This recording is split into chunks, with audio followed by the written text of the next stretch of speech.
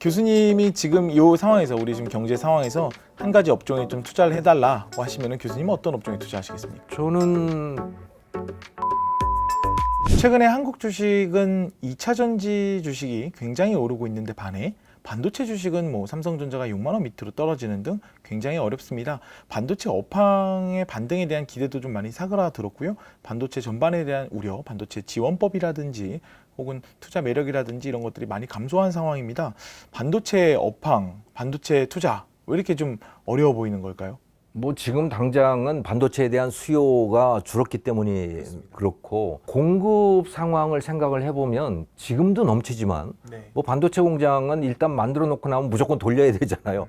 그 세워놓는 게 의미가 없으니까 그냥 공장을 돌려야 돼. 팔리든 안 팔리든 공장은 돌려야 되니까 계속 물량은 쏟아지고 있는 것이고 지금 있는 공장도 그런데 전 세계적으로 보면요. 반도체 공장이 너무 많이 생기고 있는 거예요. 정말 이 과잉 생산도 이런 과잉 생산이 없다고 할 정도로 예를 들어 그 공장들이 완공이 돼서 가동이 될 3, 4년 후를 생각을 해보면 이건 정말 끔찍합니다.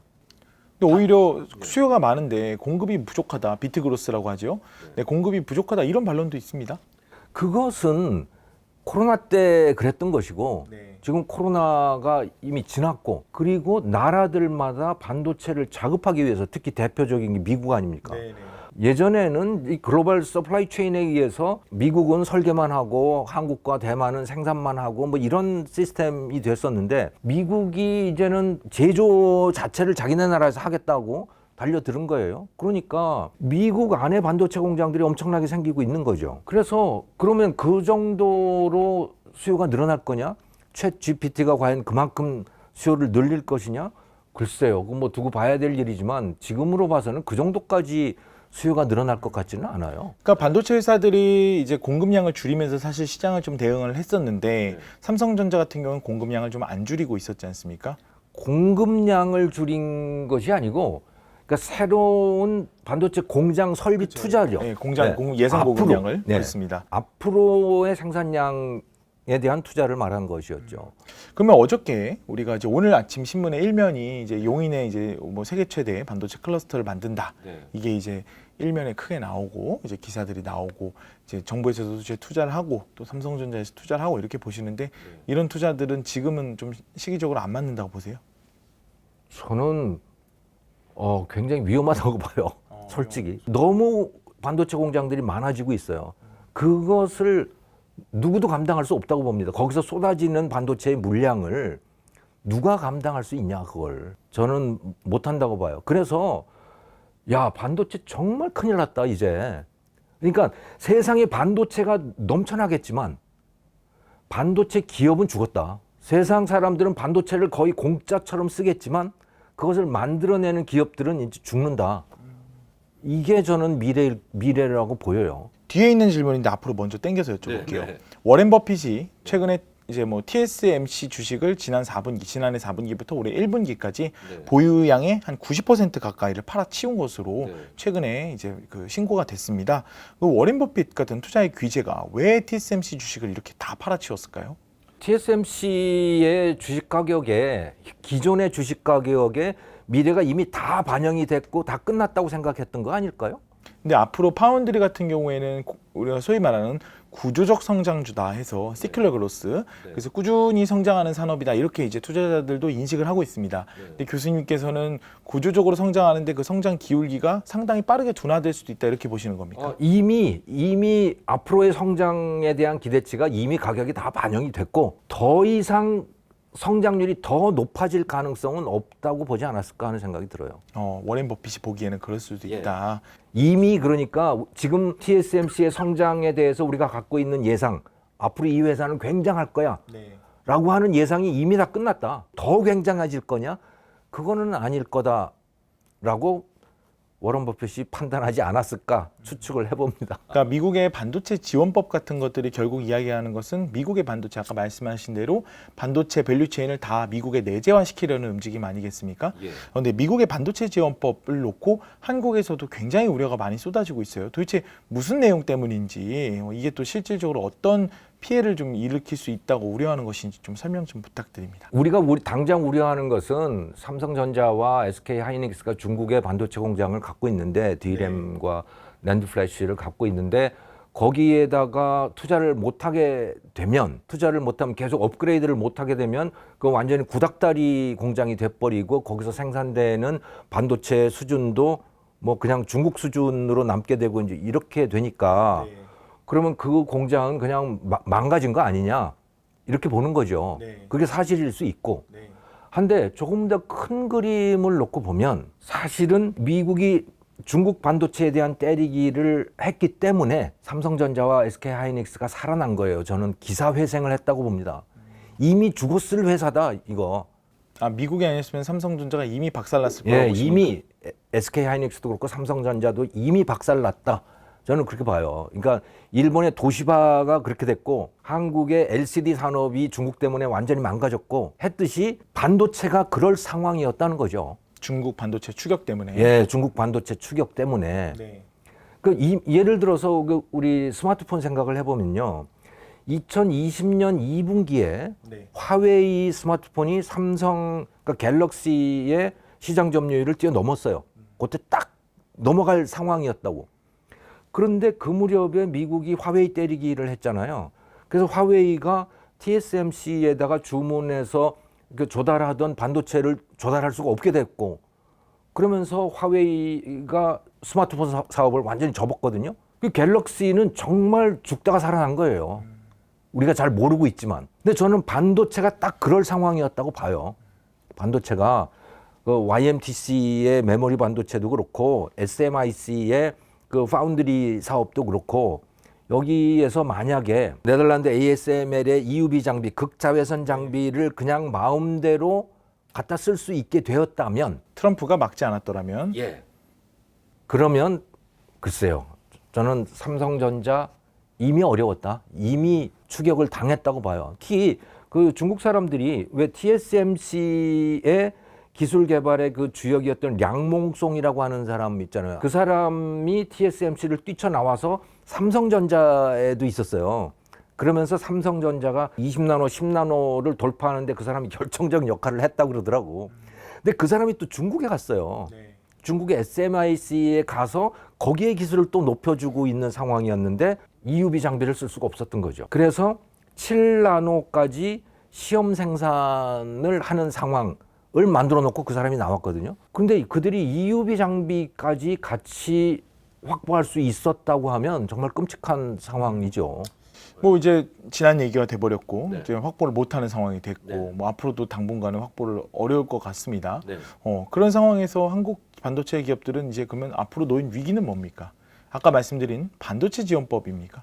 그러니까 중국의 반도체 공장을 포기해야 된다는 그 문제가 제일 클 것이고 당장 아픈 거는 그다음에 미국 가서 반도체 공장을 세우고 있는데 미국 공장들을 세우는데 지원금을 주잖아요. 미국 정부가 칩스 액트라고 하는 걸 통해서 지원금을 주는데 거기에 딸려 있는 조건들이 아주 골치가 아픈 거죠. 중국에다가 10년 투자해서는 안 된다라고 하는 조항. 플러스 미국의 관리가 공무원이 요구를 하면 삼성전자 또 한국 아무튼 반도체 공장들에 들어와서 볼 수도 있다라고 하는 그 조항이 저는 가장 치명적이라고 봐요. 언제든 미국이 한국의 반도체 공정 기술 같은 것들을 빼낼 수 있다. 그거를 정말 뭐 빼낼 거다라고 단정할 수는 없지만 뭐 때문에 와서 보겠어요. 보는 이유는 무슨 기술을 쓰는지를 알고 싶어서 들어와서 보는 거 아니겠습니까? 그러니까 이거는 굉장히 불길한 조항이죠. 저는 그래서 오히려 그 지원금을 안 받는 게 낫지 않을까 하는 생각을 해요. 미국의 공장을 세워야 하는 거는 뭐 그건 어쩔 수 없는 일이지만 하지만 그 지원금을 꼭 받아야 될까? 안 받으면 뭐 손해가 좀 있긴 하지만 그것 때문에 중국 공장에 투자를 못 한다든가 공장 내부를 보여줘야 된다든가 그거보다는 나을 것 같다. 네. 그러니까 뭐 산업계에서는 우리 윤 대통령이 직접 미국에 가서 설득을 해야 된다 이런 얘기도 나오고 있고 만약에 설득이 안 되면은 뭐 아까 말씀하신 대로 보조금을 포기해야 되는 거 아니냐 이런 이야기도 나오고 있는데요. 한국 반도체 업체로서 이런 위기에 좀 어떻게 대응해야 된다고 보십니까? 최후로는 보조금을 포기하더라도 미국 진출 계속 해야 된다고 보시는 거죠? 저는 미국 진출을 반드시 해야 된다고 봅니다. 그건 어쩔 수 없고요. 중국 시장은 포기를 해야 되는 상황이고 그렇다면 남는 시장은 미국 시장이죠. 미국 시장이어서 미국의 반도체 공장을 갖다 두지 않을 수 없는데 기술은 마지막까지 지켜야 된다. 그렇게 생각을 하죠. 그리고 한국 기업만 특별 대우를 해주세요라는 거는 난센스예요. 미국의 입장에서는 그게 말도 안 되잖아요. 또 대통령이 간들 예, 대통령이 간들 한국만 봐주세요. 그런 게 어디 있어요. 쉽지 않죠. 거기도 원칙이 있을 거 아닙니까? 반도체 칩스 액트라고 하는 거를 만들어 놓은 원칙이 있잖아요. 그거는 국방상의 이유 때문에 그러는 건데 최소한 내세우는 명분은 그렇단 말이에요. 네. 그런데 한국만 봐주세요는 좀 이상하죠. 반도체 업황이 내년도에 반등할 것이라는 기대 이런 것들은 시장에서 여전히 유효하다 이렇게 증권업계는 보고 있고 또 반도체 지원법 이슈만 좀 해결이 되는 조짐이 보이면 반도체 주식의 매수 매력이 커질 것이다 이렇게 보는 시각도 있습니다. 우리 반도체 주식을 투자하는 투자자 입장에서는 언제쯤부터 반도체를 좀 관심을 가져야 될까요? 그러니까 이 산업의 상황과 주식 상황은 저는 별개라고 봐요. 물론 별개입니다. 예, 산업의 상황은 이미 말씀드렸듯이 반도체가 넘쳐나서 거의 공짜 수준이 될 정도로 값이 떨어질 거다 저는 그렇게 봅니다. 그러니까 세상은 반도체로 호황이라고 그래야 됩니까? 불황이라고 그래야 됩니까? 아무튼 과잉 생산의 상태가 되는 거죠. 자, 그런데 주식은 만약에 그런 상황이 이미 반영이 돼 있다면 가격에 그럼 앞으로 얼마든지 주식 가격은 오르락 내리락 할 수 있고 그것은 금리 상황에 따라서 얼마든지 바뀔 수가 있는 거죠. 네. 예. 그래서 주가는 올라갈 수 있다. 하지만 반도체 가격은 올라가기 힘들다. 제 결론은 그래요. 쉽게, 그러니까 디램이든 뭐 파운드리든 쉽게 그렇게 올라가기 어렵다 이렇게 보시는군요. 자, 우리 최근에 이제 반도체라는 게 사실은 국가들의 전략도 관련이 있고 또 국제 관계랑도 너무나 관련이 있고 어떻게 보면 지경학적 리스크의 가장 중심에 반도체가 있는 것 같습니다. 그러다 보니까 얼마 전 이제 시진핑이 3기 집권을 선언하면서 대만 통일에 대한 의지를 좀 더 분명히 밝혔고 그러면서 이제 투자업계에서는 대만의 TSMC는 과연 중장기적으로 뭐 단전 1, 2년이 아니라 3년에서 5년 혹은 10년까지 바라봤을 때 중국과의 갈등의 중심에 있기 때문에 리스크가 있는 것 아니냐. 또 이 리스크가 한국 반도체에는 또 긍정적 혹은 부정적인 어떤 영향을 끼치겠느냐. 이런 좀 생각들이 있는 것 같아요. 쉽게 얘기해서 TSMC가 박살나면 삼성전자에 좋느냐. 뭐 이런 얘기일 수도 있겠습니다. 교수님 보시기엔 어떻습니까? 그렇죠. 그거야. TSMC가 박살이 나면 당연히 그 다음 대안은 삼성 파운드리죠.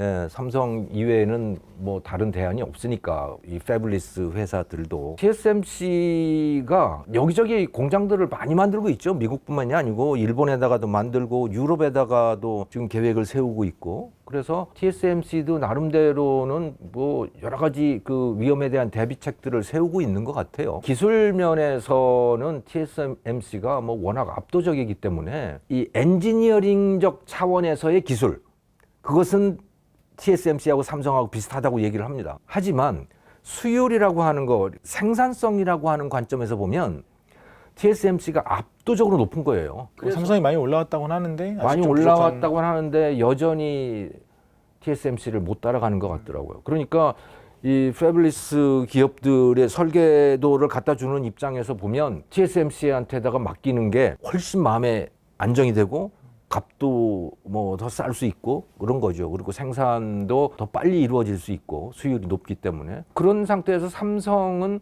약간 뭐 분산 투자를 하는 정도의 위치 지금은 그런 거죠. TSMC에다가 한 군데다 다 맡기자니 좀 위험한 것 같고 그러니까 삼성에도 좀 주자 그런 성격이 강한 것 같아요. 지금 시장의 성격을 보면. 근데 TSMC가 그렇게 갑자기 망할까요?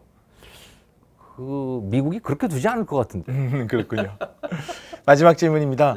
그 교수님이 지금 이 상황에서 우리 지금 경제 상황에서 한 가지 업종에 좀 투자를 해달라고 하시면은 교수님은 어떤 업종에 투자하시겠습니까? 저는 배터리와 전기차죠. 2차 전지요. 네. 2차 전지와 전기차. 전기차 업종. 네. 모빌리티 쪽으로. 자동차 중에 전기차 비중이 높아지는. 이제 구조적 성장을 계속 이어갈 것으로. 네, 그거는 뭐 그게 늘어날 거는 뭐 거의 확실하니까. 지금 좀 눈에 보이는 확실한 또 우리 한국 밸류체인이 글로벌 경쟁력을 좀 갖춘 이런 영역에 좀 투자해야 된다 보시는군요. 그렇죠. 그리고 그 가능성이 매우 높고 거기다가 그 미국이 인플레이션 감축법이라고 하는 걸 통해서 중국의 CATL이나 BRD 이런 거를 사실상 또 왕따시키고 있잖아요. 그러니까 사실은 이 중국 때문에 우리나라 사람은 다 망할 뻔했어요. 그런데 미국과의 갈등이 생기는 바람에 우리가 어부지리하는 게 굉장히 많고 배터리도 그중에 대표적인 업종인 거죠.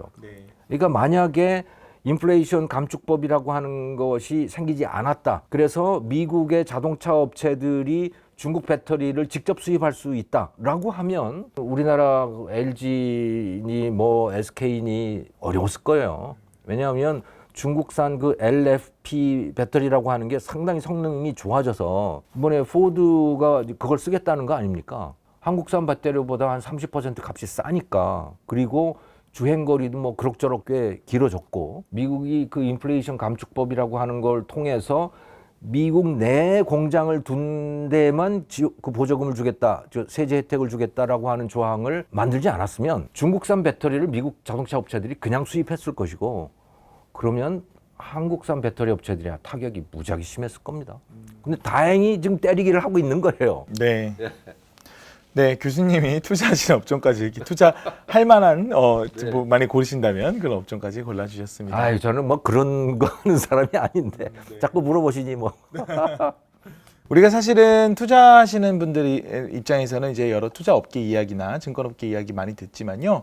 우리가 또 돈을 투자하다 보면 사실 저조차도 뭐 확증 편향이라든지 이렇게 내가 믿고 싶은 대로 믿고 보고 싶은 대로 보고 이런 성향이 강해질 수도 있거든요. 그럴 때 이제 교수님처럼 이제 지혜를 갖추신 분들께 좀 이렇게 공연을 듣고 우리가 좀 방향성을 좀 고민해보는 그런 시간을 갖는 게 참 중요한 것 같습니다. 제가 초를 치죠? 아니에요. 교수님 오늘도 이렇게 좋은 시간 내주셔서 정말 감사합니다. 네, 불러주셔서 감사합니다. 고맙습니다. 네.